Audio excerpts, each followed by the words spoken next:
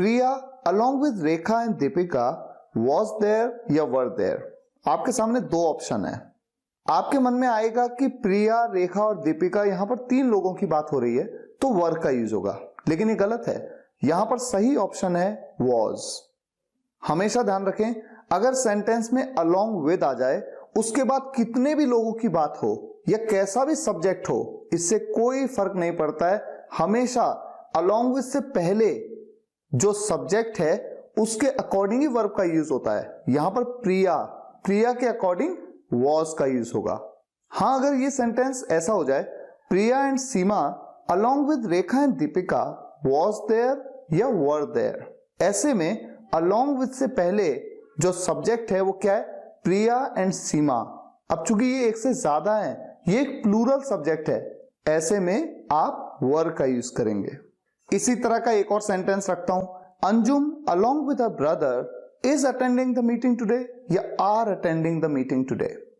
यहां पर आप आसानी से बता सकते हैं कि along with से पहले आ रहा है अंजुम, और अंजुम के हिसाब से आपको is का यूज करना पड़ेगा। अच्छा, जैसे along with का यूज करते हैं ना, उसी तरह से एक सेंटेंस हो सकता है, an engineer together with few electricians was on duty या were on duty। यहां पर together with का यूज है, तो together with के साथ में भी वही कॉन्सेप्ट यूज होता है जो along with के साथ होता है, कि together with के बाद कैसा भी सब्जेक्ट हो, भले आपको दिख रहा है इलेक्ट्रिशियंस, आपको लग रहा है प्लूरल सब्जेक्ट है, थर्ड पर्सन प्लूरल, लेकिन together with से पहले क्या यूज हो रहा है, an engineer। ये एक कैसा सब्जेक्ट है, थर्ड पर्सन सिंगुलर सब्जेक्ट, तो इसके हिसाब से was का यूज होगा।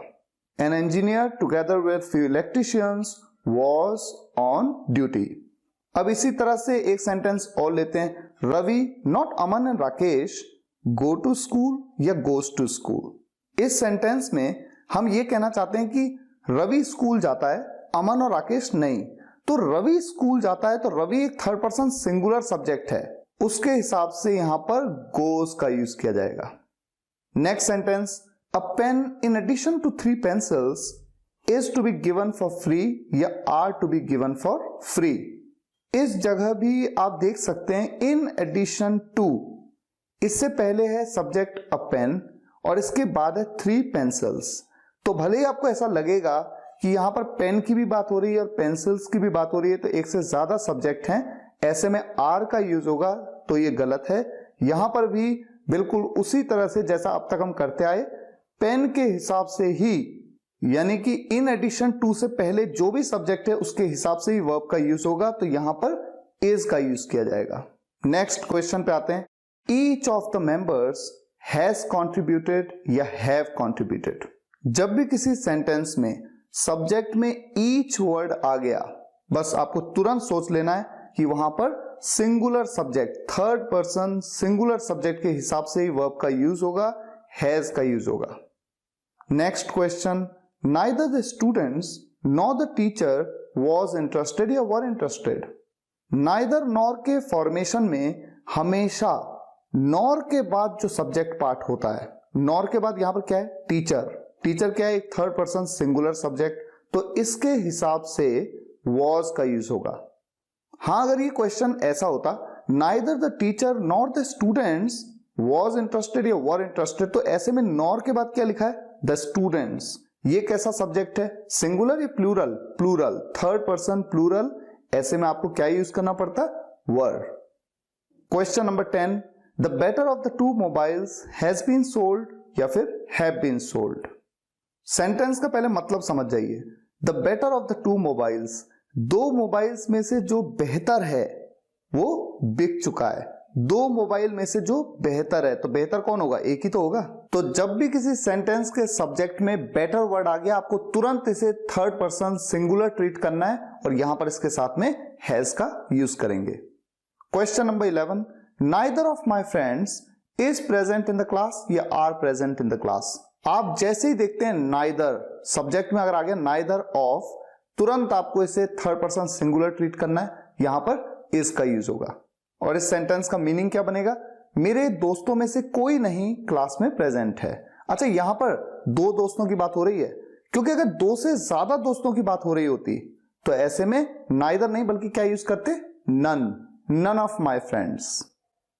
Question number 12, he as well as I is going to market, am going to market या are going to market। सोचिए, हमेशा ध्यान रखिए as well as से पहले और as well as के बाद में जो भी टाइटल आया, जो भी as well as से पहले आएगा ना, जैसे यहां पर क्या है he, उसके हिसाब से ही वर्ब का यूज होगा। तो यहां पर क्या लगाएंगे हम, is।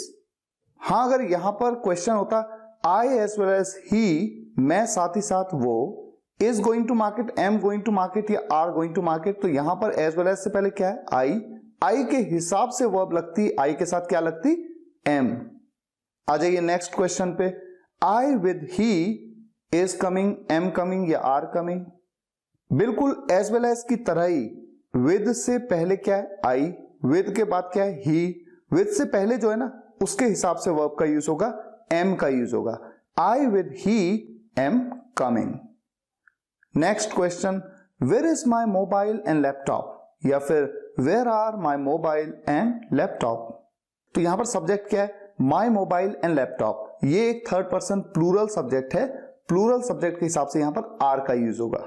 अगर मैं इस क्वेश्चन को थोड़ा सा चेंज कर दूं, where is my mobile और laptop या फिर where are my mobile और laptop, यहां पर सब्जेक्ट क्या है, my mobile और laptop, मेरा मोबाइल या लैपटॉप।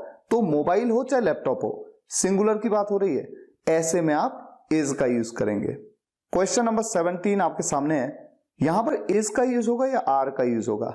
देयर वाले सेंटेंसेस में आपको देखना होगा किस बारे में बात हो रही है। यहां पर बात हो रही है अपॉर्चुनिटीज की।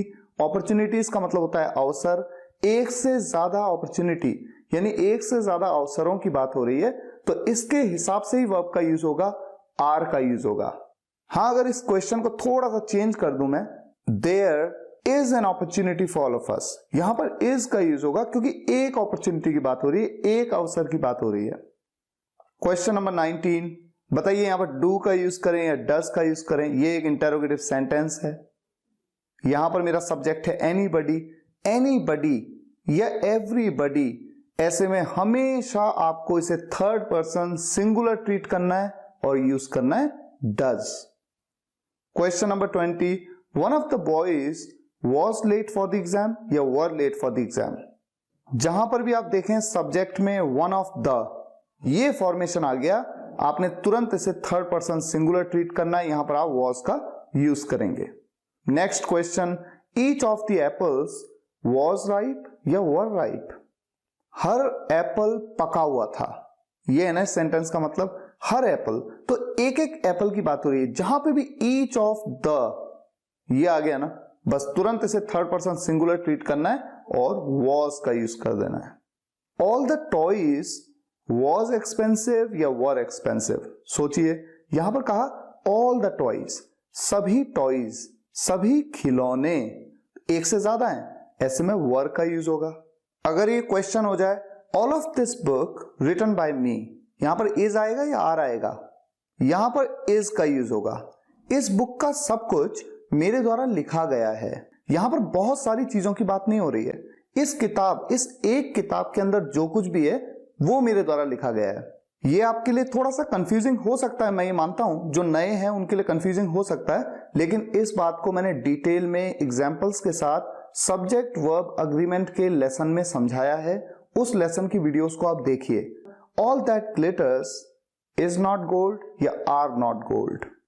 ये कहावत है, हर चमकने वाली चीज सोना नहीं होती है, यहां पर इज का यूज होगा। All that glitters is not gold. Question number 25, यहां पर दो ऑप्शन है, चीयर या चीयर्स। क्या आएगा सोचिए जरा। जब भी आप देखें एवरीवन, एवरीवन क्या है, एक third person singular subject, third person singular subject के हिसाब से यहां पर क्या आएगा, cheers. Next question, one of my favourite dishes is rajma rice या आर राजमा राइस। पहले भी मैंने आपको बताया, जहां पर भी आप देखें वन ऑफ देखा सब्जेक्ट में, आपने तुरंत क्या किया, इज का यूज, यानी इसे ट्रीट किया third person singular subject. Question number 27, no one except Ranjan and Ravi excited. Was आएगा या वर आएगा। रंजन और रवि के अलावा कोई भी नहीं एक्साइटेड था, तो रंजन और रवि के अलावा भले ही सब्जेक्ट में रंजन भी है, रवि भी है, ऐसा लगेगा अरे दो लोग हैं इसलिए वर का यूज होगा, नहीं, यहां पर नो वन के हिसाब से वन आया ना, तो नो वन हो चाहे one, third person singular subject, यहां पर यूज करेंगे वॉज। क्वेश्चन नंबर 28, यहां पर आप देख सकते हैं नाइदर के साथ में है यू, नॉर के साथ में है ही। जब भी नाइदर नॉर का कॉम्बिनेशन आए तो आपको किसके हिसाब से वर्ब का यूज करना है, आपको यूज करना है नॉर के बाद जो भी है उसके हिसाब से। यहां पर नॉर के बाद ही है, ही के हिसाब से क्या आएगा, प्लेस। हाँ, अगर यही क्वेश्चन ऐसा हो जाए नाइदर ही नॉर यू, अब क्या होगा, नॉर के बाद क्या आया, यू, यू के हिसाब से वर्ब लगेगी, यू के हिसाब से प्ले होगा या प्लेस, प्ले। क्वेश्चन नंबर 30, इस सेंटेंस में आप देख सकते हैं जो आपका सब्जेक्ट है वहां पर ईच आया, मैंने आपको पहले ही बताया जहां भी ईच आ गया आपने तुरंत third person singular subject treat करना है और क्या करेंगे, उसके हिसाब से वर्ब का यूज करेंगे, tries, each player tries to win the game. इसी तरह से क्वेश्चन नंबर 31 में यहां पर सब्जेक्ट में थोड़ा सा चेंज है, ईच एंड एवरी प्लेयर, हालांकि मीनिंग में कोई फर्क नहीं है, आप सिर्फ इतना भी कहते हैं ईच प्लेयर, चाहे आप कहते हैं ईच एंड एवरी प्लेयर, कोई फर्क नहीं है, same third person singular treat किया जाएगा और यहां पर ट्राइज का यूज होगा, each and every player tries to win the game. Question number 32, many soldiers killed in the war, was आएगा या वर आएगा, आप में से कोई भी बता सकता है। मेनी सोल्जर्स यानी कई सैनिक युद्ध में मारे गए, तो कई सैनिक एक से ज्यादा हैं, वर का यूज होगा। अच्छा, यहां पर एक इंटरेस्टिंग सा क्वेश्चन और मैं आपके सामने रखता हूं, many a soldier killed in the war, was आएगा वर आएगा। अब यहां पर थोड़ा सा इसे थोड़ा सा अटपटा सा लगता है, मैनी वर्ड का यूज हो रहा है और फिर अ भी यूज हो रहा है, मैनी अ सोल्जर। तो मैं आपको ये बता दूं, आप चाहे तो मैनी सोल्जर्स कहें चाहे मैनी अ सोल्जर कहें, बात बिल्कुल सेम है, मतलब यही है कई सैनिक। तो अ का मतलब एक सैनिक नहीं, यहां पर मतलब वही है कई सैनिक, लेकिन हां जब आप इस तरह से बोलते हैं मैनी अ सोल्जर, इस तरह से जब आप बोलेंगे तो यहां पर वर का नहीं बल्कि वॉज का यूज होगा। ठीक इसी तरह से एक क्वेश्चन और लेते हैं, देखिए आपके सामने एक क्वेश्चन है, यहां पर गिफ्ट हैज बीन या गिफ्ट्स हैव बीन। अब देखिए मैनी आया, मैनी के साथ अ तो नहीं आया ना, तो ऐसे में मैनी के बाद जो आप लेंगे वो प्लूरल लेंगे, noun, many gifts have been, many gifts have been distributed so far. हाँ, अगर क्वेश्चन ऐसा हो, अब देखिए मैनी अ, अब अ आ गया तो इसके बाद गिफ्ट्स तो नहीं हो सकता ना, तो क्या होगा, गिफ्ट, लेकिन गिफ्ट के साथ क्या यूज होगा, हैज बीन, क्योंकि मैंने आपको बताया ना थर्ड पर्सन सिंगुलर सब्जेक्ट की तरह ही वर्ब का यूज होगा, जबकि यहां पर मैनी का यूज हो रहा है, many a gift has been distributed so far, मतलब बिल्कुल सेम होगा कि अब तक कई गिफ्ट बांटे जा चुके हैं। तो या तो मैनी गिफ्ट्स या फिर मैनी अ गिफ्ट, और मैनी गिफ्ट्स हुआ तो उसको एक प्लूरल सब्जेक्ट ट्रीट करेंगे, और मैनी अ गिफ्ट हुआ तो इसे सिंगुलर सब्जेक्ट ट्रीट करेंगे। Question number 36, rajma and rice my favourite dish. अब राजमा और राइस दोनों एक दूसरे के साथ जब मिलते हैं ना तब वो एक डिश बनती है, ये नहीं कि राजमा अलग से है और राइस अलग से मेरी फेवरेट डिश है, इसलिए इसे एक सिंगुलर सब्जेक्ट ट्रीट किया जाता है। जबकि लगता है ऐसा है कि राजमा और राइस दो अलग अलग चीजें, नहीं, दोनों का एक कॉम्बिनेशन एक है और वही एक डिश है, तो यहां पर इज का यूज होगा। ठीक इसी तरह से bread and butter is my favourite morning meal या are my favourite morning meal. तो आप ये मत सोचिए कि ब्रेड अलग से मेरा मॉर्निंग मील है फेवरेट या बटर अलग से, नहीं, ब्रेड और बटर जब मिल जाते हैं तब वो बनते हैं एक मील, इसलिए यहां पर इज का यूज होगा, ये एक थर्ड पर्सन सिंगुलर सब्जेक्ट की तरह ट्रीट किया जाता है। और सेम यही concept, my bag and baggage been lost somewhere, has use करूं या हैव यूज करूं, बैग एंड बैगेज अपने आप में पूरा एक लगेज माना जाता है कि मेरा जो सामान है, सामान के लिए ना बैग और बैगेज दोनों को कंबाइंड मानते हैं, तभी कहते हैं कि एक सामान है, तो यहां पर इसे सिंगुलर ट्रीट किया जाएगा, इसलिए हैज का यूज करेंगे।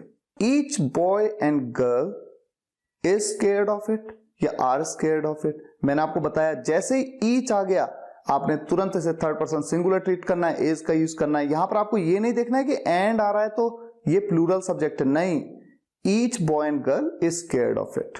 नेक्स्ट क्वेश्चन, यहां पर आप सोचिए कि वॉज आएगा या वर आएगा।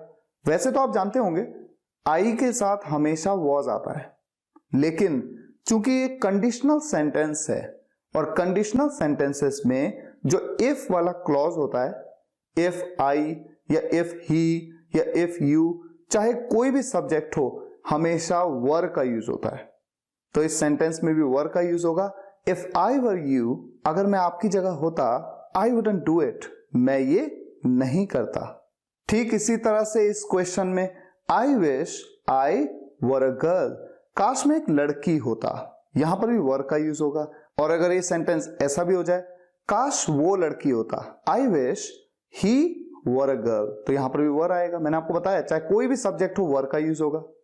₹10,000 is good enough for me या are good enough for me, जहां पर भी सम ऑफ मनी आ जाए, चाहे कितने भी रुपए की बात हो, लाखों रुपए की भी बात हो, करोड़ों रुपए की भी बात हो, इसे थर्ड पर्सन सिंगुलर ट्रीट करेंगे, आप इज का यूज करेंगे। 15 kilometres is a long distance या आर अ लॉन्ग डिस्टेंस, तो जहां पर भी डिस्टेंस की बात आ जाए उसे भी थर्ड पर्सन सिंगुलर ट्रीट करेंगे, क्या यूज करेंगे, is. 15 kilometres is a long distance to cover by bicycle. तो फिलहाल आज के लिए यहीं तक।